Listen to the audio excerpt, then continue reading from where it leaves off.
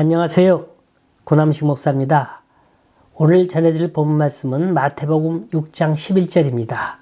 오늘날 우리에게 일용할 양식을 주시옵고. 오늘의 주제는 일용할 양식이에요. 주기도문 시리즈 그 6번째, 오늘날 우리에게 양식을 주옵시고입니다. 미국에선 별 큰 변화를 못 느끼겠는데 한국 가니까 주기도문도 다르고 사도신경도 조금씩 다르더라고요. 또 어느 교회는 옛날 거 그대로 쓰고 어느 교회는 새 거 쓰고, 그래서 도착해서 개역개정 성경찬송 한 벌을 제일 먼저 샀습니다.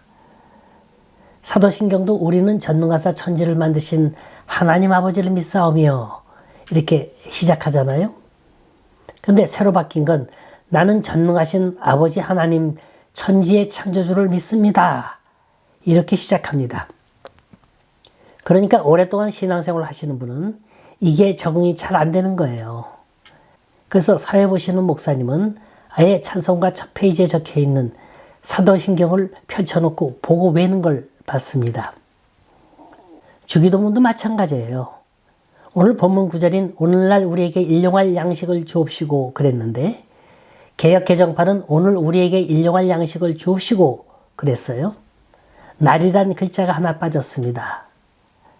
전 이해가 안 가는 게 왜 이렇게 늘상 외는 것까지 바꿔서 해야 할 필요가 있을까? 아무튼 전 한국 가서 무척 혼돈했습니다. 이 교회는 어떤 성경 창성을 쓰는지, 어떤 주기도문을 외우는지 알고 보니까 이게 다 장사속이라나요? 생각해 보세요. 한국 기독교인을 약 1천만이라 생각하고 그들이 다 성경 찬송을 바꾼다면 그 비용이 얼마나 될까요? 그 이상은 은혜가 안 되니까 여기까지만 말씀드리겠습니다. 오늘날 우리에게 일용할 양식을 주옵시고. Give us today our daily bread.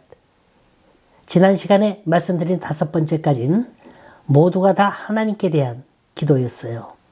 하늘에 계신 우리 아버지, 아버지 이름이 거룩하게 하고 아버지 나라가 임하게 하옵시며 아버지 뜻이 하늘에서 이룬 것 같이 땅에서 이루어지게 해달라고 기도했습니다.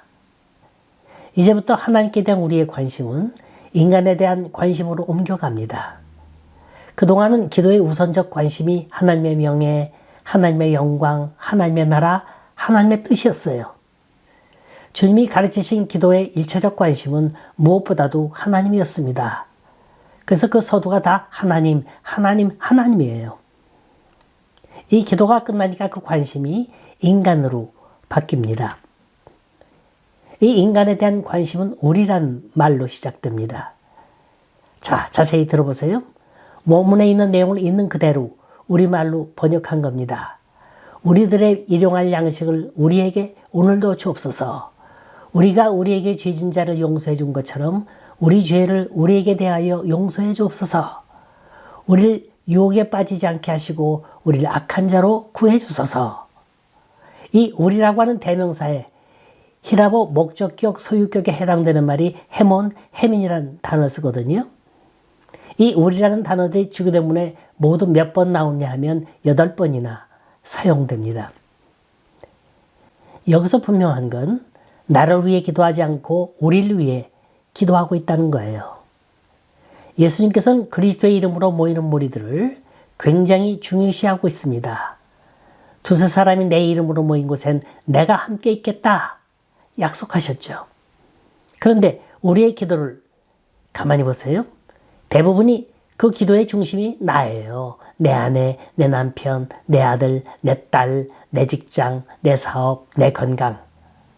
이러다가 조금 시간이 나면 한껏 신경 쓴다면서 남에 대해 조금 언급하다가 끝나고 마는 게 우리의 기도였어요. 그런데 주님은 그렇게 가르치지 않습니다. 내가 아니라 우리예요. 하나님의 나라는 복수예요. 나만의 나라가 아니라 우리들의 나라입니다. 함께 더불어가는 공동체예요. 함께 찬송 부르고 함께 기도하고 함께 바치는 감사, 함께 쌓는 제단이 이렇게 중요한 겁니다. 이렇게 하늘나라, 천국은 이웃의 개념에서부터 이해돼야 합니다. 마태복음 22장에 보면 한 율법사가 예수님께 이런 질문을 하죠. 선생님, 율법 중에 어느 계명이 큽니까? 물으니까 주님이 뭐라고 답하시는 거 아니? 내 마음을 다하고 목숨을 다하고 뜻을 다하여 주 너희 하나님을 사랑하라. 이것이 크고 첫째 되는 계명이요. 둘째는 그와 같으니 내 이웃을 내 몸과 같이 사랑하라. 이 두 계명이 온 율법과 선지자의 강령이니라 하셨습니다. 언제나 하나님 다음은 내가 아니라 이웃이에요.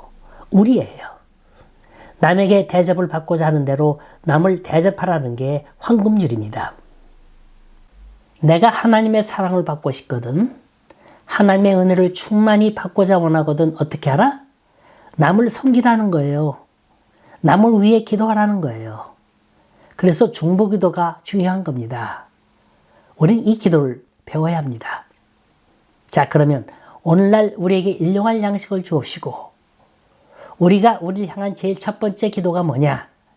일용할 양식이래요. 일용할 양식을 구하라는 겁니다. 일용할 양식이라니까 하루 3끼 먹을 것 굶지 말게 해달라 그런 건 줄 잘못 알고 있어요. 어떤 사람은 다이어트 한답시고 하루 한 끼만 먹는 사람이 있고요. 또 어떤 사람은 황제 다이어트 한다고 고기만 먹는 사람이 있고, 또 어떤 사람은 야채만 먹는 사람이 있습니다. 자, 그렇다면 주님 오늘도 고기를 주십시오. 오늘도 과일, 채소, 야채를 듬뿍 주십시오.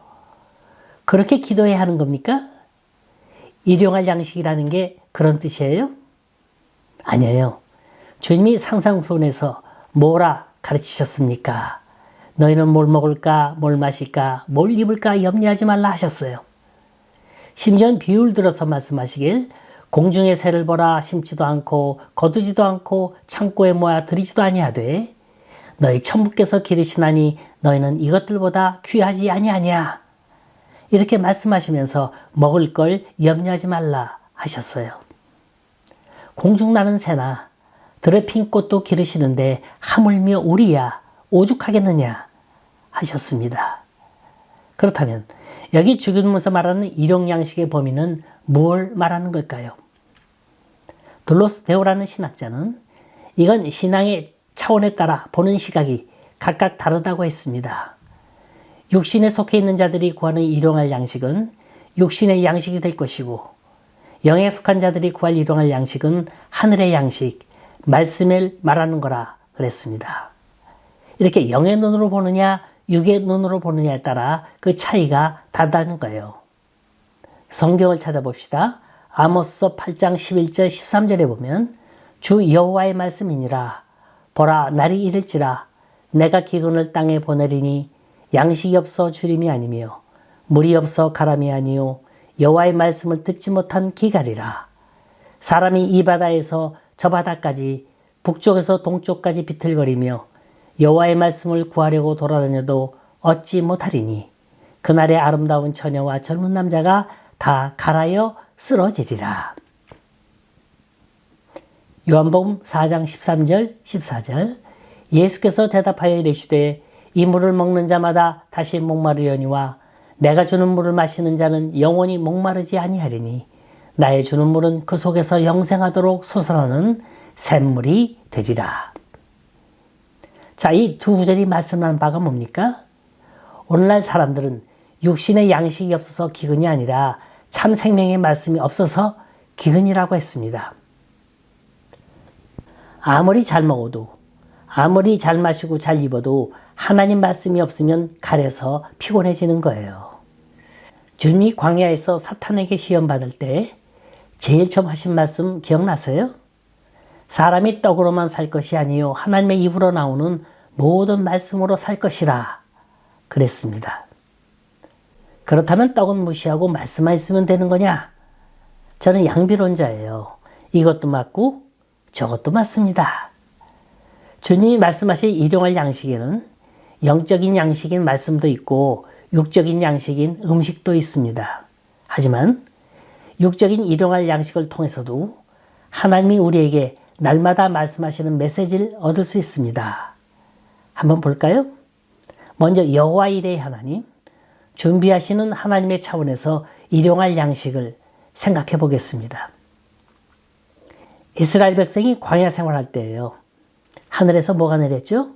만나예요. 새벽에 안개가 자욱이 끼고 안개가 걷히면 흰쌀아기가 땅을 덮고 있습니다.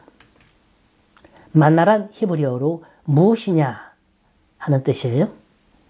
흰쌀아기를 보고 그들이 저것이 무엇이냐 놀라면서 서로 물었죠. 그 물음, 만나는 하나님의 은혜에 대한 감격의 표시였던 거예요. 그들은 만나를 날마다 거두었는데 많이 거둔 사람도 남지 않고 적게 거둔 사람도 모자라지 않았다 그랬습니다. 이 말은 과학적 표현이 아니고 신앙적 표현이에요. 욕심 부린다고 해서 많이 거둘 수 있는 게 아니라는 겁니다. 우리는 욕심대로 사는 게 아니라 하나님의 은혜대로 산다는 걸 교훈적으로 가르쳐 주신 게 바로 만나의 교훈인 겁니다. 또 신학으로 넘어가서 예수님이 부활하신 후에 디베랴 바닷가를 찾아가셨죠. 제자들은 다시 옛 직업으로 돌아가 고기잡이를 하고 있었는데 밤새도록 아무 소득도 없는 공침밤이었어요. 그런 아침에 부활하신 그리스도가 나타나셨습니다. 요한복음 21장에 나오는 기사입니다. 잘 보세요. 분명히 제자들은 주님이 말씀하신 대로 따라서 다시 한번 그물을 던졌더니 가득 찼어요. 이때 주님은 바닷가에서 뭘 하셨는지 아십니까? 뭘 하시면서 제자들을 기다리셨는지 아세요? 이들이 고기잡이를 하는 동안 주님이 이미 아침 식사를 준비하시고 있었어요. 이미 빵도 준비되었고 생선도 준비되어 있었습니다. 이 두 사건이 말하고 있는 건 하나님은 준비하시는 하나님, 여호와 이레의 하나님이시라는 거예요. 우리의 실패와 우리의 굶주림 이미 다 알고 계신다는 겁니다. 우리가 구하기도 전에 이미 다 준비하시는 하나님, 이런 하나님의 사랑과 긍휼을 깨닫는 마음에서 일용할 양식을 주옵시고 라고 기도하라는 거예요. 이렇게 깨닫고 기도하는 기도와 안 깨닫고 기도하는 것과는 그 차원이 다른 거예요. 두 번째, 일용할 양식을 주옵시고에는 하나님께 대한 감사의 표현이 담겨 있어야 한다는 겁니다. 자, 디베랴 바닷가에서 기적적으로 생선을 많이 잡았어요. 밤새도록 허탕만 쳤던 것이 주님의 말씀을 따랐더니 만선이 됐습니다. 제자들은 콧노래를 부르며 육지에 다다랐죠. 대체 우리에게 깊은 곳에 그물을 던지라고 하신 분이 누굴까? 알고 보니 주님이었어요. 아, 내 힘, 내 지식, 내 경험으로도 폈었구나. 하나님이 주시지 아니하면 아니 되는 거로구나. 이게 일용할 양식입니다. 원어로 일용할 이란 말은 에피우시오스라고 써 있어요. 이 뜻은 필요한, 내일을 위한, 넉넉한 여러 뜻이 있는데 이 모든 뜻을 합하면 그날 필요한 만큼의 양식, 이게 일용할 양식의 의미인 겁니다. 따라서 이 기도의 근본 정신은 욕심이 섞여 있지 않습니다. 1년분의 양식이 아니라 그날 필요한 양식만을 구하라는 거예요. 그 말은 내일 일은 하나님께 맡기고 오늘을 감사로 마무리 짓는 신앙적 태도가 들어있고요. 또 하나는 내 욕심을 기준으로 사는 물질관이 아니라 하나님이 주시는 것으로 산다는 신앙관이 들어있는 겁니다. 내일 일을 염려하지 말라. 내일 일은 내일 염려할 것이요 한날 괴로움은 그날에 족하니라. 따라서 일용할 양식은 하나님의 배려이고 하나님의 계획입니다. 그렇다고 해서 많이 벌지 말라가 아니에요. 저축하지 말라도 아닙니다. 여기서 성경이 말하고자 하는 건 물질의 소유는 내게 아니요 하나님 거라는 거예요. 우리는 다만 그걸 관리하는 관리인에 불과한 겁니다. 따라서 오늘 우리에게 일용할 양식을 주옵시고 역시 우리에게 여러 가지 책임을 요구합니다. 첫째, 기도의 책임입니다. 하나님이 주실 테니까 너는 아무 말 말고 잠자코 받아 먹어라. 그런 뜻이 아니에요. 뭘 먹을까, 뭘 마실까 염려하지 말라 그랬지. 염려를 강조한 말이지 기도하지 말라고 하진 않았습니다. 구하라 주실 것이요 찾으라 찾을 것이요 문을 두드리라 열릴 것이라. 이건 열심히 기도하라는 거예요. 뭘 위해서? 내 육신을 위해서가 아니라 그 나라와 그 의를 위해서 기도하라는 겁니다. 잠언서는 우리에게 아주 좋은 기도의 샘플을 보여주고 있습니다. 잠언서 30장 8절 9절 나를 가난하게도 마옵시고 부하게도 마옵시고 오직 필요한 양식으로 나를 먹이시옵소서. 혹 내가 배불러서 하나님을 모른다. 여호와가 누구냐 할까 하오며 혹 내가 가난하여 도둑질하고 내 하나님의 이름을 욕되게 할까 두려워함이니라. 모르긴 해도 가난하게도 마옵시고 하면 아멘 하겠죠. 그런데 부하게도 마옵시고 하면 글쎄요. 이 부분에 가서 큰 소리로 아멘 할 사람이 몇이나 있을지 모르겠습니다. 도대체 왜 이런 기도가 필요한 겁니까? 물질 만능주의에 빠지지 말라는 거예요. 물질 따라 살면서 하나님을 망각하지 말라는 겁니다. 두 번째는 일용할 양식을 위해서 기도만 하면 되는 게 아니라 열심히 일하라는 거예요. 기도는 노동의 책임을 요구하고 있습니다. 공중에 나는 새, 들에 핀 백합화, 저절로 자라는 게 아니에요. 그 새들을 보세요. 양식을 구하기 위해서 얼마나 열심히 날아다닙니까? 어느 땐 생존의 싸움도 감수해야 돼요. 들에 핀 백합화, 그 아름다움 나타내기 위해서 땅속의 뿌리를 깊이 받고 영양분을 흡수해야만 합니다. 그냥 자라는 게 아니에요. 다 나름대로 열심히 일하고 노력하고 있습니다. 데살로니가 교인들 가운데는 주님의 임박한 재림에 너무 지나치게 민감한 나머지 현실의 모든 삶을 도외시한 사람들이 제법 많았습니다. 그러나 바울은 이에 대해 누구든지 일하기 싫거든 먹지도 말라 그랬습니다. 잠언서 6장 6절에 보면 게으른 자여 개에게로 가서 그가 하는 것을 보고 지혜를 얻으라. 솔로몬은 말합니다. 야고보서에 보면 행함이 없는 믿음, 행함이 없는 기도 아무리 애써봤자 소용이 없다는 거예요. 기도했으면 그만큼 노력하라는 거예요. 무조건 아멘 믿습니다가 아닙니다. 내 삶을 위해서 최선 다하고 그러면서 기도할 때 그때 비로소 하나님이 도와주시는 거예요. 세 번째, 구제와 선교의 책임이 들어 있습니다. 이 우리라고 하는 단어가 바로 그거예요. 우리에게 일용할 양식을 주시고 우리의 죄를 사하여 주시고 우리를 시험에 들게 마시고 이 모든 게 다 우리예요. 하나님이 우리에게 풍성하게 주신 건 나누기 위해서입니다. 하나님은 우리가 밤낮 구하기만 하고 사는 걸 원치 않으세요. 베풀 줄도 알고 대접할 줄도 알라는 거예요. 산상수훈에 나오는 그 말씀 하나하나에 엮어진 순서를 보세요. 분명히 구하라, 찾으라, 두드리라고 하셨죠. 그러고 난 다음에 하신 말씀이 뭡니까? 남을 대접하라예요. 남을 섬기라입니다. 이게 우리에게 일용할 양식을 주시고에 대한 우리의 기도예요. 저는 오병이어의 기적이 지금도 일어난다고 믿고 있습니다. 내가 갖고 있는 하찮은 도시락, 그 속에 무엇이 들어있는지는 모르지만 이걸 주님 앞에 내놓을 때, 이걸 함께 나누고자 하는 마음이 있을 때 분명히 기적은 일어납니다. 시각장애인 어느 부인의 얘기입니다. 이 애는 선천성이 아니라 후천성 시각장애자입니다. 어느 날 갑자기 불이 나서 온몸과 얼굴에 화상을 입고 그만 시력을 잃어버렸어요. 이 여인에게 피부치라곤 오직 어린 딸이 하나 있었는데 먹고 사는 문제가 앞이 캄캄했습니다. 정부에서 조금 보조가 나온다고 하지만 입에 풀칠도 못하는 형편이었어요. 근데 어느 기관에서 이 부인의 딱한 사정을 알게 돼서 일자리를 얻게 됐나 봅니다. 아마도 이 기관은 사회복지기관이 되겠죠? 이 부인은 열심히 일했어요. 어느 날입니다.